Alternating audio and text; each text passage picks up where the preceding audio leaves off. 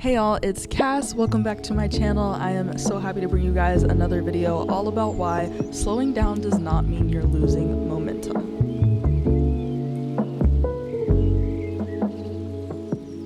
Now, I know in this day and age, hustle culture was booming back when I was in my early 20s and going into college, and I went to Howard University, and we hustled like no other university. I will put that on everything. But after I graduated and as I grew up, I started to read more books like The One Thing. I read Stillness is Key, and I really started to think about over-exuding myself and being the do-it-all girl that I really wanted to be at the time. I definitely saw myself burning out often. I saw myself getting very overwhelmed often, and so I really wanted to set out to figure out what was causing this and how we could stop it. If you're anything like me, I was always the type of person who wanted to pursue all of my goals at one time immediately. If I had a 4 a.m. thought, then we were going to be up till 6 a.m. getting it started and getting it ready. So what I ended up finding wrong with this for me personally, like I said, I would start things and I would execute them fully, but then I would never finish through past the portion of launch and getting the ball rolling before I would pursue a new idea. So I felt like I was never fully giving something my all past the time that it's all exciting and interesting and new. I was also starting to really lack the purpose and the meaning behind a lot of things, and that's another reason why I wasn't seeing things through. I didn't know, what was the purpose of this? What is this fulfilling? Is this tied to my greater purpose? Am I just creating this to create this, to launch this? And social media makes that really easy. It makes it really easy to make an announcement really quick and to create something and to tell all your friends in the whole world about it just like that. So something about that dopamine hit of just creating something, thinking of an idea, posting it, people liking it, commenting, following the page, just gave me that excitement, that motivation to pump and see it through and not necessarily see if it had a purpose. And then once that excitement dwindled and everyone was on to the next idea and the next big thing, it was like, okay, I need to come up with something else. So between all of that, it led me to burnout, it led me to overwhelm, and led me to panic attacks. So I finally was talking to my therapist and she said, hey, you have a full plate, and your full plate may not look like other people's full plate. Some people may be able to handle a little bit more than you, but this is your full plate, and so do not compare your full plate to someone else's. Someone else's busy could look very, very different from your busy. So this brings us to today, where I really decided to slow down. That's where this channel really came from, was the idea of slowing down and just focusing on less things and being more intentional about the things that I actually am doing and more purposeful, and making sure they actually tie back to my greater purpose in life, so I can always find a reason to come back to it, even if it's not exciting and something that I feel like I can post and get a bunch of interactions on. So in this video, I'm going to tell you guys what I did to really slow down, lay out my life, organize my life, and get to a place today where I finally feel like I am doing purposeful, intentional things that are also moving me faster to my goal than doing a million things, constantly working, not getting any sleep ever did. So the first thing that I want you to do is to write down everything that you're involved in. Get a note out on your phone, get your notebook, and I want you to write everything. I was involved in my 9 to 5. I like to train and work out. I like to go work on a business, but then I also want to work on another business, but then I also want to do content creation, but I also want to go learn this new skill, and I also have to, sleep and live and use the restroom and breathe and commute. And yeah, so literally write down everything that is a part of your life that takes up any time in your life on this piece of paper. After you write that down, I want you to circle the non-negotiables, the things that you can't really control and the things that you pretty much have to do. So these are things like going to work. If you're in a job and you have to go to work, then that's a required item on your list. And so just look through and circle the things that you have to do. And I don't mean have to because you committed to them, but I mean have to so that you can live and eat and sleep and have a roof over your head. Once you have that circled, I want you to either star, you can circle in a different color, highlight the things that relate to your actual goals. So these may be things such as you want to go to the gym or work out more, You want to start to learn to cook. You want to create content. You want to start writing a novel. Like, highlight those things that actually have to do with your goals and what you want to achieve. And if for whatever reason you don't have any of those things on that paper, then we have a little problem. So hold on. So now I want you to get rid of everything else. Anything that's not a requirement of you to live life, and anything that's not a part of your goals. So if you're in an organization and it has nothing to do with your goals, or you're in this club, or you're starting this business and it has nothing to do with your purpose, your meaning, or your goals, or getting involved in something, we're gonna take it off the table for now. For me personally, I used to really pride myself in being someone who, once I told someone something and gave them my word and committed to something, that I was gonna follow through. And I still want to be that person, but I am learning what I can handle. And in the process of learning what I can handle, I did have to swallow it up and go tell some people, hey, I know I said I would be able to do this or help you with this or take the lead on this, but I'm realizing I don't have the capacity right now to be able to handle that, and I won't be able to do it anymore. And so that used to be really hard for me, and I used to try to see things through, but I just feel like I am in a so much better place. Once I was starting, I'm getting my MBA right now, and once I started, I pretty much had to have that hard conversation with quite a few people and tell them, like, hey, I'm not gonna be able to commit to this. I have school, and it's gonna take a lot of work, and I'm gonna need time for it. So I understand if you're in the boat of you committed to something and you really don't want to disappoint someone, and if it's a project with an end date and it's ending soon, that's fine. But if it's something that's affecting your mental, affecting your time to do what you have to do and to pursue your goals and what you find purposeful, then just think about it. So now, going back to those of you who did not have any of your goals on the list of things that you focus on, we need to get those in there. Think about your goals. Let's write down some goals. What are you interested in achieving? It could be any time period. I like to plan quarterly. It can be annually. It can be whatever you want. We just need to get some stuff done, okay? And the reason I want you to have your goals on there is because I need you to treat your goals like you treat last minute homework that you need to get done before the deadline, a test you need to cram and study for, a project at work that's due by a certain deadline, so you're going to work the weekend or work past over hours to get it done. I need you to start to treat your goals like you treat everyone else's goals, like you treat your company's goals, your manager's goals, your teacher's goals. I need you to start giving yourself that kind of care.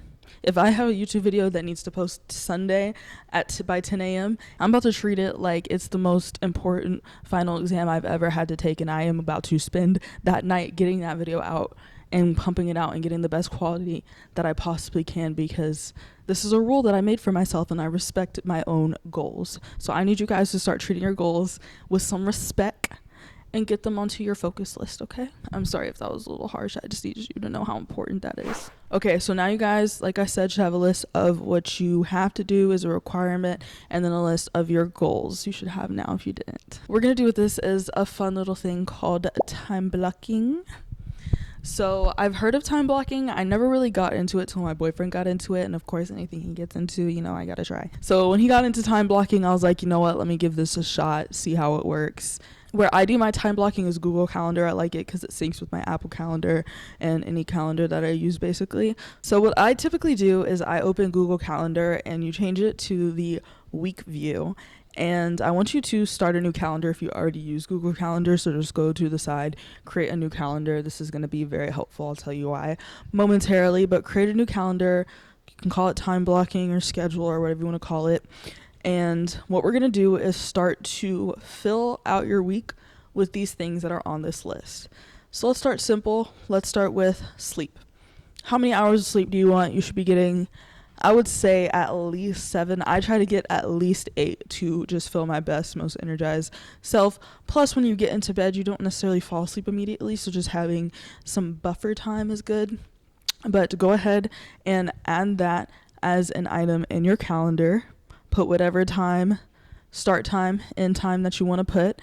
And this should already block 8 hours of your day. So 8 hours of your day, you know what you're doing. You're relaxing, you're rejuvenating, you're letting your body re-energize itself so that you can do your best work when you rise up.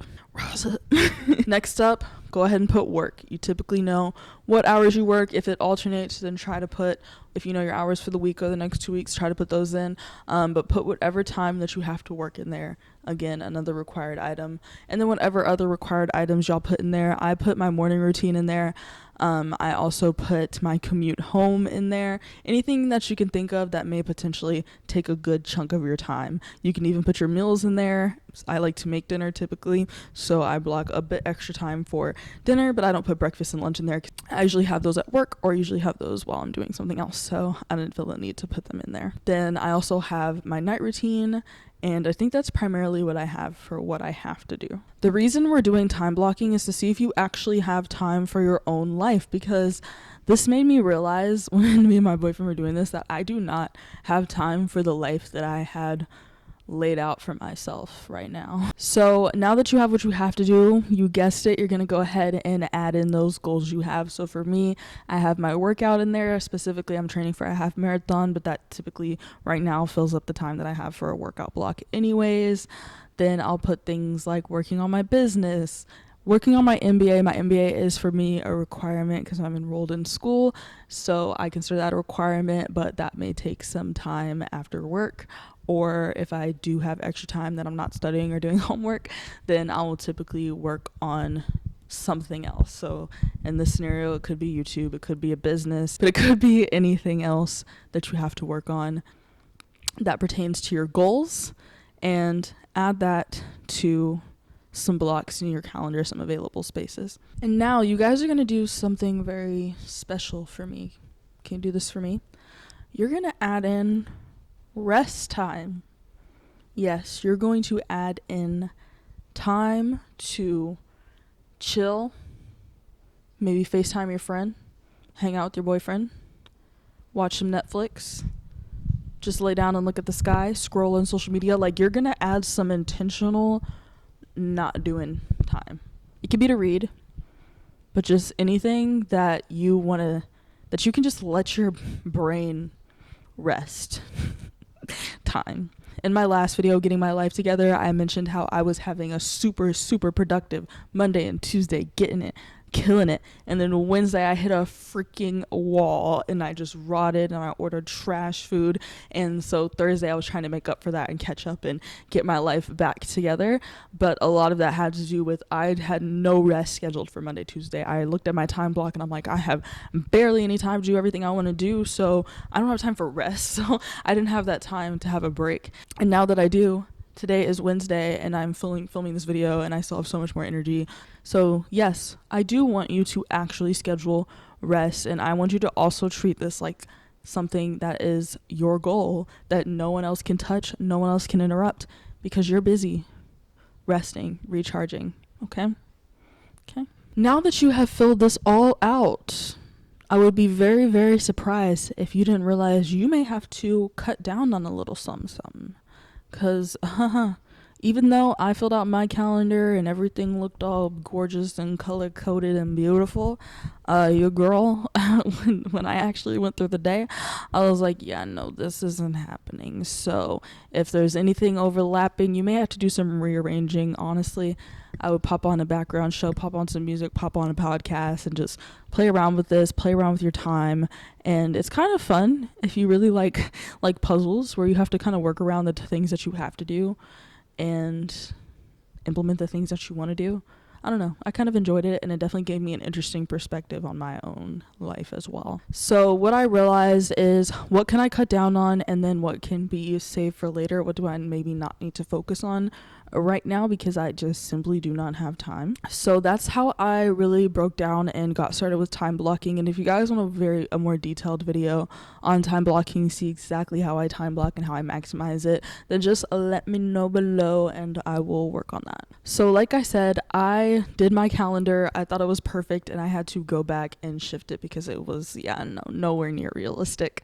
But this is something I literally have had to do almost every week. Like every week I test it out, I try different things. So it is definitely something that you're gonna have to go back to really make it a consistent thing. So just keep that in mind. It's experimentation, implementation, and seeing what works best. But for me, I had to go back, change things up, and now I have it to chef's freaking kiss, you guys. Like, I don't know how to explain it, but you know what? Over the course of this channel, you guys will just see it. You guys will be like, Cassidy, why are you so radiant? Why have you lost 20 pounds? Why you look that good? Why you got all that energy?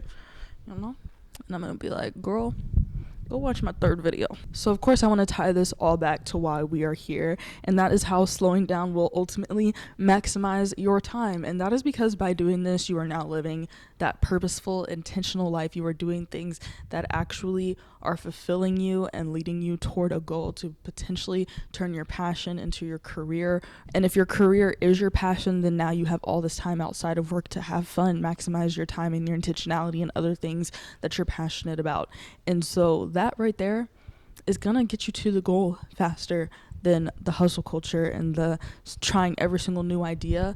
Just really taking the time to hone in and focus on what you find purposeful is going to be enough motivation to keep you going and keep you locked in and keep you focused, keep you energized, not burning out, and feeling really fulfilled at the end of the day. I do want to give you guys a bonus tip because I love y'all so much, okay? So my little bonus tip, and this is one thing that I do quite often, is batching tasks. For example, during my workout today, between sets, I planned this YouTube video. I took notes. I was like, think of everything that you can think of that helped you get to the point where you are today with slowing down. And I took notes, and that's where this video came from today. So just note that you can stack different tasks. If you feel like if you feel like you don't have time for something that you really want to do, see if there's somewhere in your schedule where you can kind of do two things at once. If you want to listen, if you want to learn something new, maybe you can find a podcast on that topic and listen to it during your commute. So see if there's areas where you can really maximize the time that you do have and get two things done at once. So with that being said, I hope you guys are able to really get a good view of your life, to slow down and live a very purposeful life and still achieve all the dreams and goals and hopes that you have in life. I look forward to just slowing down and living intentionally with you guys, and I hope you enjoyed this video. I truly hope it helps. Please let me know if you time block, if you want to post, don't post anything personal, but if you want to tag me in your time blocking calendars, feel free to do that. I'm Work That Cast on everything on Instagram.